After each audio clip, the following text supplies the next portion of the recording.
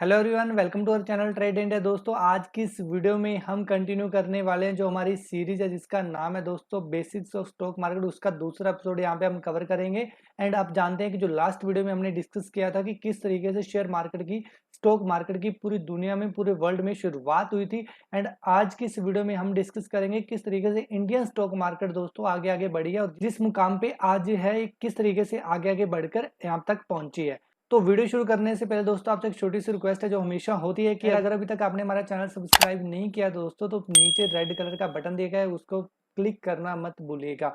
तो दोस्तों चलिए शुरुआत करते हैं आज की इस वीडियो की। तो बात करते हैं सबसे पहले इंडियन स्टॉक मार्केट किस तरीके से शुरुआत हुई। तो दोस्तों ये माना जाता है कि 1835 एंड 50 का जो समय था वहां पे कुछ लोगों ने मिलकर इसकी अनऑर्गेनाइज तरीके से दोस्तों शुरुआत की एक बरगद पेड़ के नीचे। इसको तो आप ऑलरेडी जानते हैं, लोग ओपन आउटक्राई फ्लोर ट्रेडिंग का सहारा लेके दोस्तों शेयर्स की लेन देन करते थे। इसका मतलब दोस्तों ये है कि उनको बोलना पड़ता था कि ये शेयर अवेलेबल है इस प्राइस पे। इस तरीके से लोग शेयर को बेचते थे एंड खरीदते थे। एंड उसके बाद धीरे धीरे ऐसे लोग बढ़ते गए, समय बढ़ता गया, लोग भी जुड़ते गए और 1875 एंड 9 जुलाई को दोस्तों कुछ लोगों ने मिलकर native share and stock broker association की स्थापना की। ये माना जाता है कि 5 लोगों ने इसकी शुरुआत की थी, जिसमें 4 गुजराती थे एंड एक पारसी थे। एंड दोस्तों ये एशिया की पहली स्टॉक एक्सचेंज है। तो यहाँ पे आप देख पा रहे होंगे इस तरीके से इसकी शुरुआत हुई थी। एंड उसके बाद 1894 यानी कि 94 में अहमदाबाद स्टॉक एक्सचेंज बनाई गई दोस्तों। उसके बाद 1908 में कलकत्ता स्टॉक एक्सचेंज बनी। एंड उसके बाद दोस्तों मद्रास स्टॉक एक्सचेंज बनाई गई 1920 में। इस तरीके से करके धीरे धीरे 24 स्टॉक एक्सचेंजेस इंडिया में बनाई गई।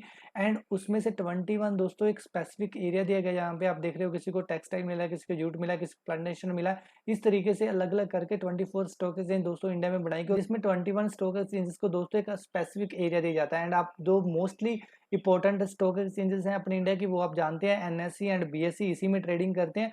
एंड उसके बाद दोस्तों धीरे धीरे समय आगे बढ़ा और जब देश हमारा आजाद हुआ था उसके बाद दोस्तों देश आजाद होने के बाद यहाँ पे 1957 यानी कि 1957 में यूनियन गवर्नमेंट ऑफ इंडिया की तरफ से दोस्तों जो नेटिव शेयर एसोसिएशन थी दोस्तों उसका नाम चेंज करके यहाँ पे बीएससी रखा गया और इसको एक first stock exchange of India का दर्जा दिया गया दोस्तों। इस तरीके से इसकी शुरुआत हुई थी। एंड उसके बाद दोस्तों 1986 में इसी स्टॉक एक्सचेंज का एक इंडेक्स बनाया गया जिसका नाम सेंसेक्स है दोस्तों। इसके बारे में आप ऑलरेडी जानते हो। इसकी शुरुआत 100 पॉइंट से हुई थी जो आज 52,000 तक पहुंच चुका है। एंड उसके बाद 92 में दोस्तों सेबी बनाया गया। तो सेबी दोस्तों गवर्नेंस बॉडी है जो स्टॉक मार्केट के रिलेटेड सारी चीजों को देखती है, रेगुलेट करती है। एंड उसके बाद दोस्तों नेशनल स्टॉक एक्सचेंज की स्थापना की गई। इसको बनाने का कारण ये भी हो सकता है कि बॉम्बे स्टॉक एक्सचेंज में लोगों को बहुत ज्यादा परेशानियों का सामना करना पड़ता हो, कुछ कमियां रही होंगी उनमें, तो जिस वजह से नेशनल स्टॉक एक्सचेंज दोस्तों बनाई गई।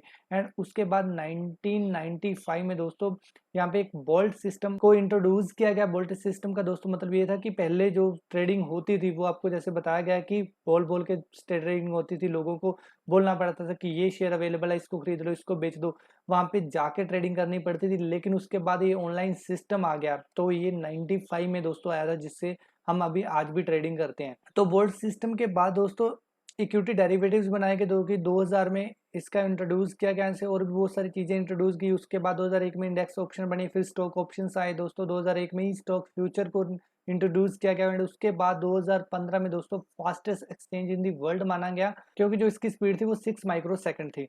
एंड उसके बाद दोस्तों 2017 में एक और स्टॉक एक्सचेंज बनाएगी जो कि इंटरनेशनल एक्सचेंज लिमिटेड है। ये पहली इंडिया की इंटरनेशनल स्टॉक एक्सचेंज बनाएगी दोस्तों। एंड जो आज की तस्वीर देखें दोस्तों, यहाँ पे बॉम्बे स्टॉक एक्सचेंज, जिसको आप ऑलरेडी जानती हैं, तो इसका जो मार्केट कैप है अभी वो 3 ट्रिलियन के ऊपर जा चुका है। एंड इसके बाद दोस्तों हमारे पास नेशनल स्टॉक एक्सचेंज है, इसका भी मार्केट कैप दोस्तों 3 ट्रिलियन के ऊपर जा चुका है।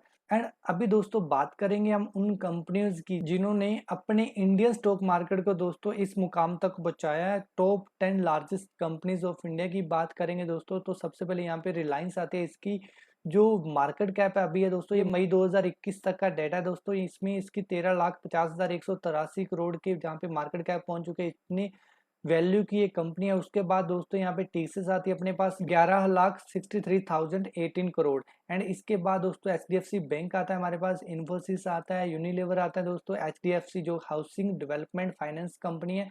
एंड उसके बाद आईसीआई बैंक आता है दोस्तों, एसबीआई आता है, स्टेट बैंक ऑफ इंडिया आता है, कोटक महिंद्रा बैंक आता है। एंड बजाज फाइनेंस आता है दोस्तों। तो ये कुछ ऐसी कंपनीज थी दोस्तों जो काफी टाइम से अपने स्टॉक एक्सचेंजेस के साथ जुड़ी हुई हैं और आज इस मुकाम तक, आज जो इसका मार्केट कैप बनता है स्टॉक एक्सचेंजेस का, उस मार्केट कैप में दोस्तों इनका बहुत योगदान रहा है, इन कंपनीज का बहुत योगदान रहा है। एंड अभी दोस्तों बात करेंगे कुछ ऐसी कंपनीज की जो पहले बहुत अच्छी कंपनीज मानी जाती थी लेकिन बाद में जाके वो बैंकक्रप्ट बन गई। तो ऐसी टॉप 10 इंडियन कंपनीज की हम बात करेंगे तो यहाँ पे सबसे पहले हमारे पास DSFL आता है दोस्तों। अगर इसमें आपने पैसा इन्वेस्ट किया होता तो काइंड ऑफ आपका पैसा जीरो हो चुका, लेकिन उस वक्त इसकी वैल्यू 14 बिलियन यूएसए डॉलर थी दोस्तों। एंड उसके बाद भूषण पावर एंड स्टील दोस्तों थी कंपनी, ये भी बैंकक्रप्ट बन गई बाद में आके। इसको जो एक्वायर किया गया वो JSW स्टील की तरफ से एक्वायर किया गया। एंड उसके बाद SS स्टील दोस्तों ये भी बैंकक्रप्ट होगी दोस्तों। एंड उसके बाद लेंसो इंफ्रास्ट्रक्चर थी दोस्तों। एंड उसके बाद भूषण स्टील आ गई, ये टाटा स्टील ने दोस्तों यहाँ पे एक्वायर कर ली थी। उसके बाद लेंस कम्युनिकेशन, एंड उसके बाद अलोक इंडस्ट्रीज, एंड उसके बाद दोस्तों यहाँ पे जेट एयरवेज है। जेट एयरवेज के बाद दोस्तों yes bank and Vodafone idea, idea को आप ऑलरेडी जानते हैं दोस्तों। तो ये कुछ कंपनी दोस्तों जिनका प्राइस वहां पे पहले अच्छा माना जाता था, बहुत अच्छी कंपनी थी, लेकिन बाद में जाके काइंड ऑफ बिल्कुल नीचे आ गई। यहाँ पे दोस्तों आप देखोगे जो यस बैंक का जो प्राइस था 2018 में 400 के पास था और अभी जो 12-13 पे ट्रेड कर रहा है। एंड आइडिया की बात करें दोस्तों तो यहाँ पे इसका प्राइस 123 के आसपास था जो अभी 8-9 रुपए पे चल रहा है।